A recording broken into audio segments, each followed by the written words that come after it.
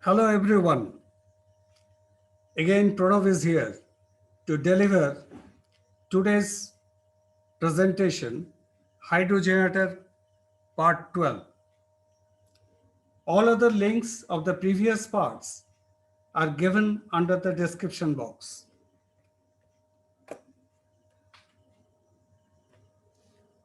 Let's start with static air gap eccentricity. The static air gap eccentricity would appear mainly due to faulty installation of the stator or the rotor, or the bearing offset, or due to rotor or stator core deformation. Most of the cases, static eccentricity exists in new machines due to flaw in assembly or manufacturing process.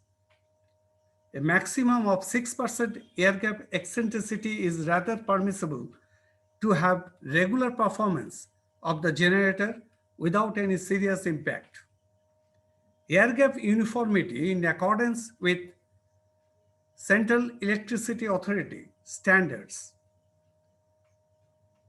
6% evolution is acceptable, 6% to 8% unacceptable, more than 10% critical.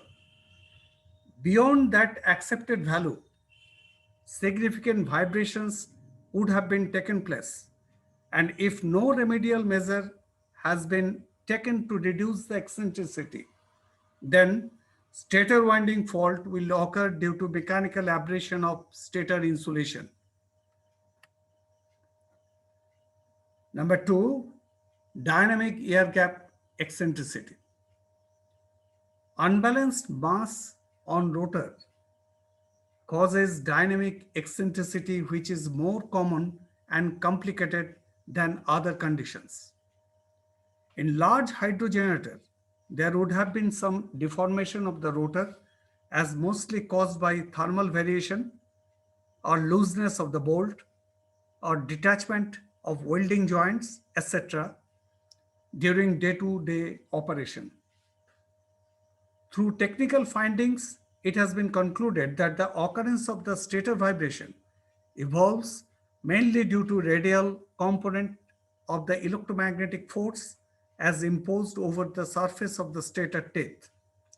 Under dynamic air gap eccentricity, the radial flux density at the minimum air gap portion is stronger than that of the maximum air gap portion. Radial component of the electromagnetic force density on the surface of the stator teeth is generated through the air gap flux density and has significant impact on the electromagnetic vibration of the hydrogenerator stator. Strength of the radial component of the electromagnetic force density is directly influenced by the field current. Rotor vibration. In the rotor periphery, the pole pairs are acting as magnetic north and south pole, and the DC excitation currents as circulated through the turns of the pole windings connected in series produce the required ampere turns. In large hydrogenerators, the turns are made from rectangular shaped copper strips, either joined in pieces or a continuous strip bent at the corners. Interturn insulation is usually made of Novik strips bonded to the copper by a thermosetting resin, and the copper edges are exposed. The pole tip side of the winding has to provide an insulating washer, and the rim side of the winding may have either an insulating washer or insulating blocks. Through rotor winding of hydrogenerators are usually reliable, but turn insulation may eventually degrade and sometimes fail as it is exposed with stresses. Now, stress, the reasoning, and the probable causes we have to analyze. For thermal aging, reasoning organic bonding, and baking materials of insulating system are always susceptible to thermal degradation. Cause: operating temperature beyond design values, overexcitation for long period, circulating rotor currents caused by negative sequence, stator currents during system voltage imbalance, thermal cycling stress. Reasoning: frequent change of load cycling, cracking of insulation bonding that leads to looseness and abrasion. This is the probable cause. Another: windings may become distorted when restrained from returning to cold position. Contaminant might have been moisture absorption, and probable causes: exposed copper edges are mostly affected. Abrasive particles, resin, cooling air with abrasive materials. Probable cause: dust from brake pads may erode the insulation. Centrifugal force, which generates at normal speed, and that tends to distort the coils and ultimately cracking of insulation.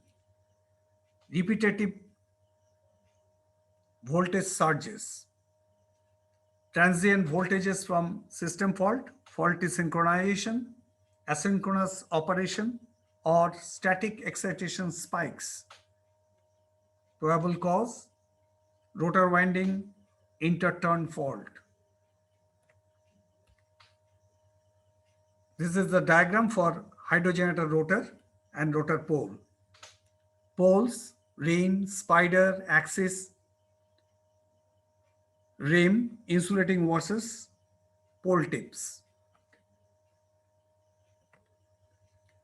Hydrogenerator rotor winding interturn fault may lead to rotor earth fault, localized overheating, and unbalanced magnetic pole. Interturn shorting of the rotor winding would not directly lead to machine failure, but can lead to high bearing vibration and may have to limit real and reactive power output. As per design configuration, flow of current in all the three phases should have to be kept equal, and maximum allowable difference in phase currents is limited to 20%, and that is very important. When insulation of rotor poles fails and interturn fault occurs, the unequal current in windings creates non-uniform magnetic field, causing imbalanced magnetic pull on the rotor, and thus the rotor vibration increases with frequency. Because of air gap distortion, and for which causes pulsating magnetic pull on the stator, that ultimately leads to stator vibration. Thermal expansion of the rotor during machine operation can lead to a variation in the air gap length. Eccentricity and circularity of both the rotor and stator can also cause a non-uniform operational air gap, which is quite different from the designed air gap. This has an effect on the air gap flux magnitude and harmonics, which impact the machine total core losses in the stator. Effect on stator part. Stator casing contains the stator core and core frame, and it must be robust to withstand the pressure developed by load and fault torques. Stator core is made up of tightly held stack of few million individual laminations of thin magnetic steel of thickness is in the order of 0.35 millimeter to 50 millimeter. Core laminations are thin sheets of electrical grade silicon steel and has a strong response to an external magnetic field. The core loss, that is eddy current loss, is strongly dependent on lamination thickness. Only the ferromagnetic material part of the core laminations will carry electromagnetic fluxes. But the insulation of the core laminations takes up a finite space. So the effective cross-sectional area of flux occupies is less than the gross cross-sectional area of the core. So a stack of laminations will have a percentage of space that has been occupied by the ferromagnetic material. This percentage is termed as the stacking factor and is determined by comparison of the effective magnetic flux density within the core to the theoretical magnetic flux density of pure electrical steel required for the formation of the core. The stacking factor is a design factor for the core of an electromagnetic device that accounts for the effects of the insulating material on the surface of laminations.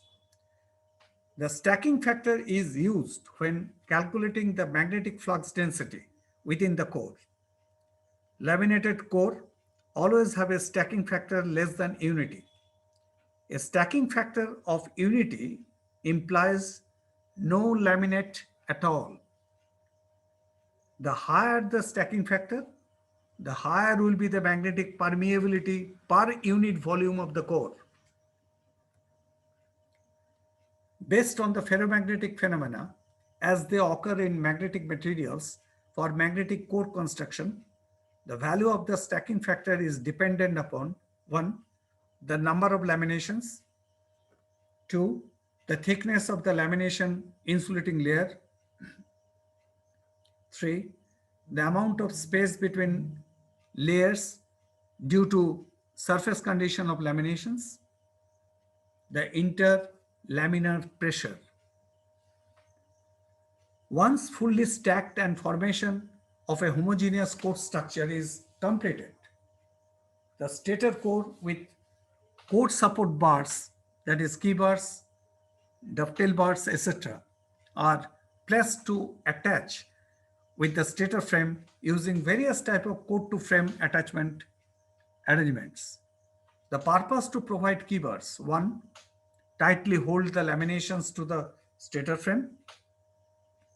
Number 2, to prevent the core from being pulled into the rotor due to the high magnetic field produced while in service. For vertical hydrogenerators, the stator frame has to provide threefold purpose. 1. Support and attachment for the stator core. 2. To create passages of the ventilation circuit for the stator cooling system. 3. Support the upper bracket which carries the weight and thrust of the rotor. There are various core to frame attachment which are designed to transmit the torsional, radial and axial loads during normal operation and to withstand radial and tangential torques experienced during certain system transient disturbances. Logic behind the core to frame attachment system is to accommodate the maximum machine torque, maintaining the core roundness and concentricity. Stator frames are typically bolted to sole plates, which have to sustain the maximum machine torque and allow the thermal expansion of the stator frame. The radial expansion of the stator core will depend on the diameter of the machine, frame and core temperature rise, and flexibility of the frame. Any short of transient loss of cooling cycle of the generator may have an adverse impact on thermal expansion of the stator core material, resulting in initiation of abnormal pressure on the core and clamping system beyond the elastic range of the system and causes loss in core pressure, particularly at core teeth region. Due to lack of lubrication or misalignment of the keys, there may have the possibility to seized the radial key system. Both the incident are responsible to initiate eccentricity problem of core and frame. If there is no expansion provision in sole plate design, then there may be a chance of core buckling along the cracking of concrete in and around the sole plate grout pockets. It is recommended that expansion provision in sole plate design for hydro machines should be entrusted to accommodate radial expansion of or movement of the stator frame whose diameter is of more than 7 meters. In hydrogenerator, core buckling is much common phenomena and it may occur when the circumferential compressive forces along the core area have somehow exceeded the axial core clamping forces. Aging of the laminated stator core is significantly influenced by the stresses as developed through mechanical, electrical, thermal, and environmental issues. However, vibration or relative movement between laminations is the prime factor for aging mechanism. Subsequent loss of core pressure may lead to have a relative movement between laminations. At the manufacturing stage, voltage between laminations is extremely low, that is in the order of 0.05 volt, and applied mechanical pressure on interlaminar insulating layers is extremely high.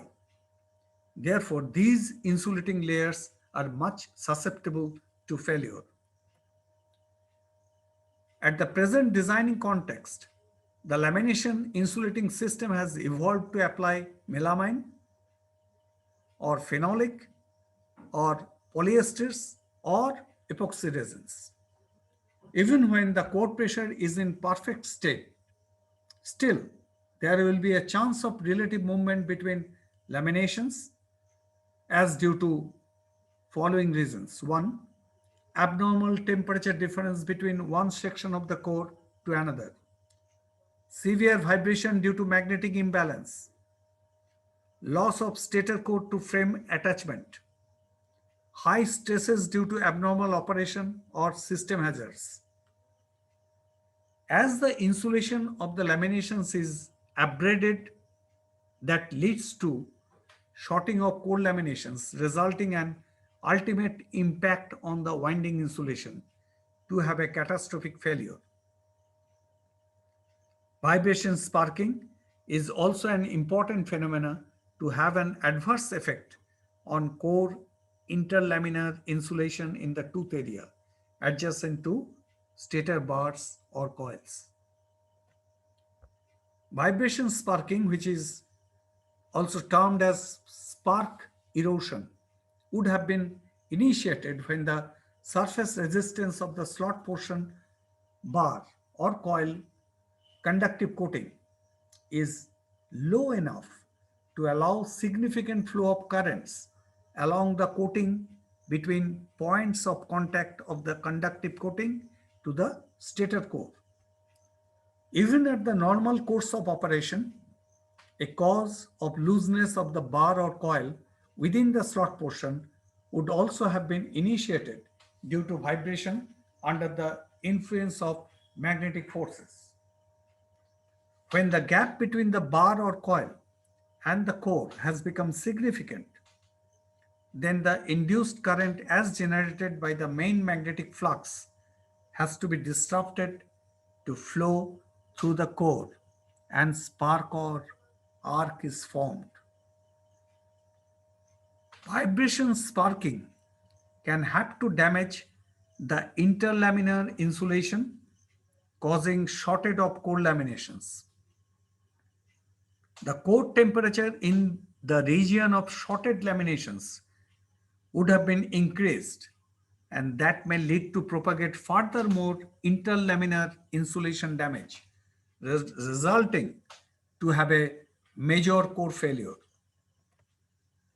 As precautionary measure, the units are equipped with online vibration monitoring system is to be provided in various sections including relative shaft vibration, bearing absolute vibration, turbine cover vibration, thrust bearing, axial vibration, stator core vibration, stator bar vibration, end winding vibration, etc.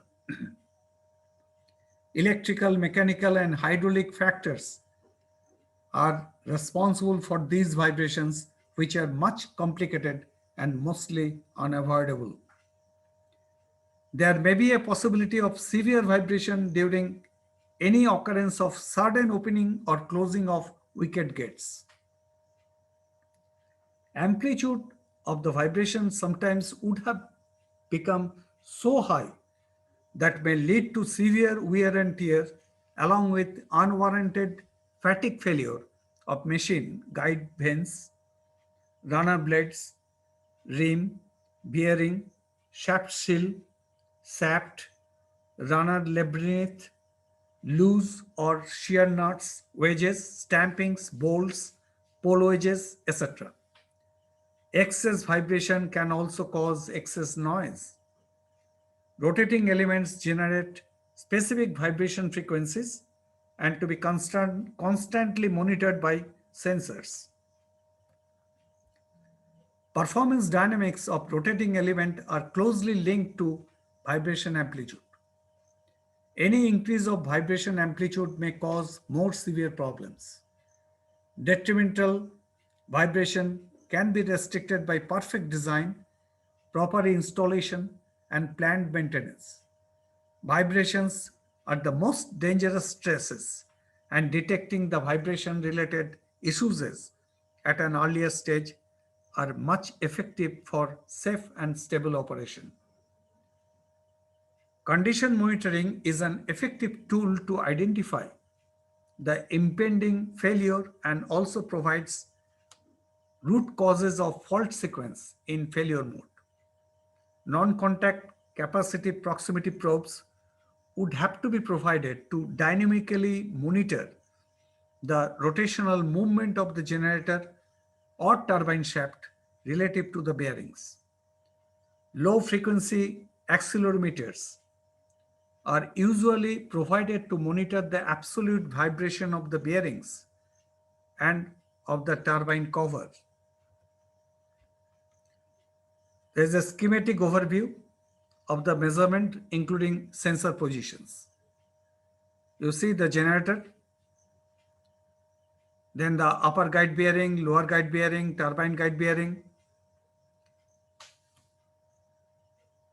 then the Francis turbine and the water inlet gate, as top view, side view, all. Note: to maintain a stable air gap during operation is called air gap stability of the machine. Air gap stability is technically to be the ratio of the mechanical stiffness of the machine structure over the magnetic stiffness.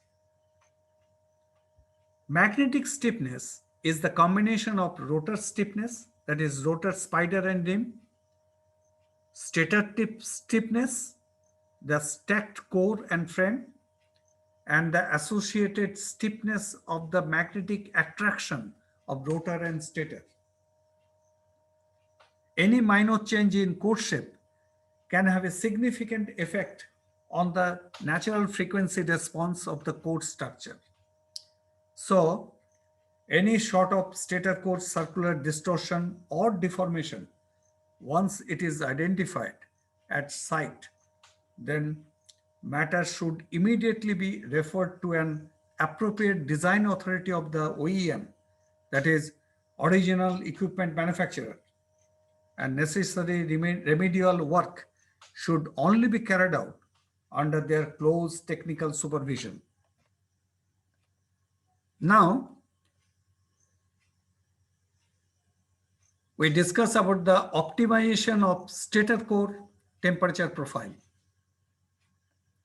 The operational criticality of large hydrogenerators is directly associated with the difference of temperature between the core and frame.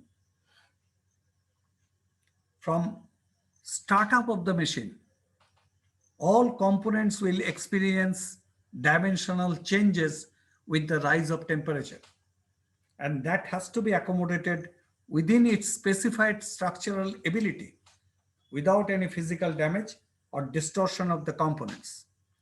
As the core itself heats up much faster than the stator frame, and the core temperature also stabilizes at a higher value than that of the frame. So, there would have been differences in axial and radial expansion of the core with respect to frame.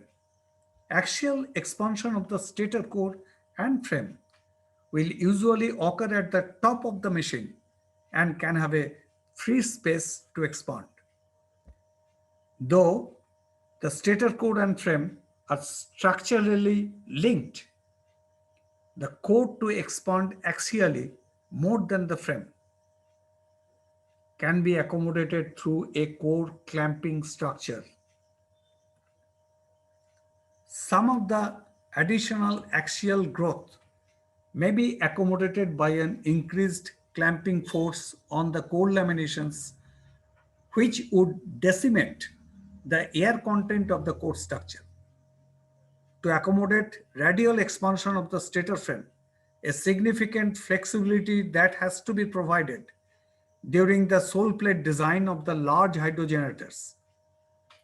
To prevent the stator frame radial movement in the vertical and circumferential directions, a secured attachment to the foundation has to be established through specific design criteria.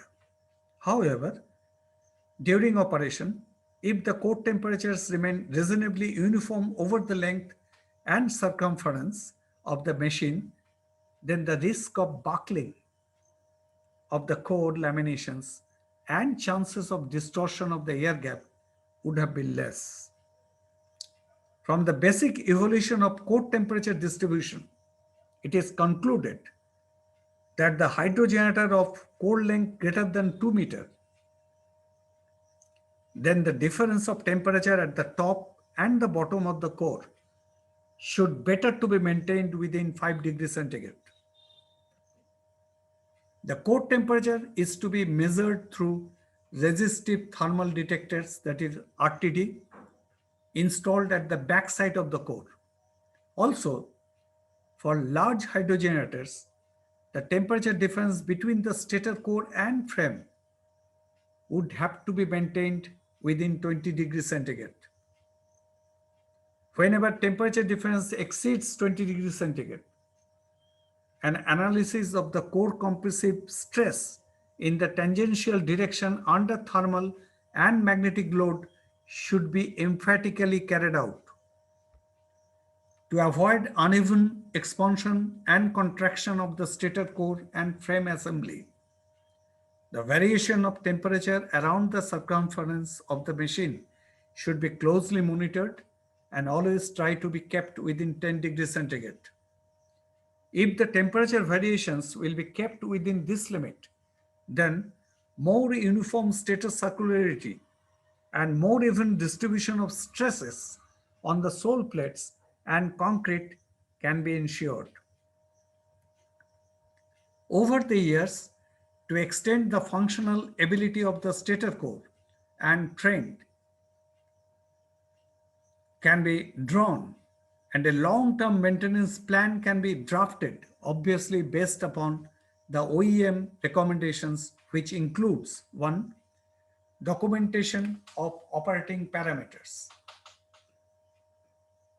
visual inspection, shaft current measurement, thermal limits, temperature distribution, magnetic limits, magnetic stiffness, operational and resonant vibrations, abnormal noise, uniformity of air gap with design related issues, inspection of core to frame attachment for signs of fretting, that is decay in fatigue strength of materials operating under cycling stress, structural fatigue extended up to frame and sole plate areas, high intensity slot discharge, winding faults causing core damage, insulation temperature class, low or high energy core flux test, clamping system, finger cracking, broken welds, squid slots or closed slots, faulty core lamination, replacement, that is number of slots, slot width, core height, any deviation, clamping design, core losses, consequences of unscheduled outages, foreign materials in the air gap causing damage, incidence of rotor and stator rubbing, contamination of the core, there's oil, dust, etc., ventilation reduction due to contamination, vent duct distortion, grounded through bolts, enhancing monitoring system, that is vibration, condition monitor, etc., application of core temperature sensors, documentation of failure and repairing details, details of acceptance test report, list of consumables, list of tools and tackles, diagram with exact measurements. Always follow OEM manual. This is very important. You should follow the OEM manual. Let's stop here. Further to be continued at later stage. Thank you. Thank you for listening the video. Kindly do like, share, and subscribe. Your subscriptions would encourage to post more videos. Also share your comments or feedbacks inside the dedicated comments section. If you have any suggestions or specific topic you want, then let me know in the comment section, please. Thank you. Thank you very much.